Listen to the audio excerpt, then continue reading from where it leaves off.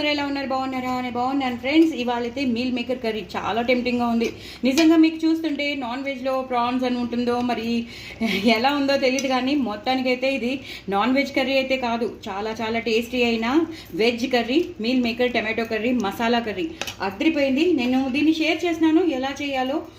So మీరు చూడండి, చేసుకోండి. ఎప్పుడు ఒకే రకంగా కాకుండా మనం రకరకాలుగా మనం ట్రై చేసామనుకోండి, మనకు కూడా తిన్నట్టు ఉంటుంది. So variety of veg curries తిన్నట్టు కూడా ఉంటుంది.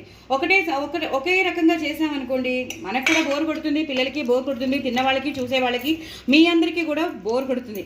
అందుకని బోర్ కొట్టకుండా రకరకాలుగా చేసే కంటెంట్ నేను చూపిస్తాను కాబట్టి తప్పకుండా చూడండి, చేసుకోండి. చూసారు కదా, ఎంతో ఈ గ్రేవీనెస్ ఉండాలి. సో దట్ మనం చపాతీలో కానీ, పూరీలో కానీ, నాన్స్లో కానీ నంచుకున్నా చాలా చాలా బాగుంటుంది. అలాగే రైస్ ఐటమ్స్లో కూడా చాలా చాలా బాగుంటుంది.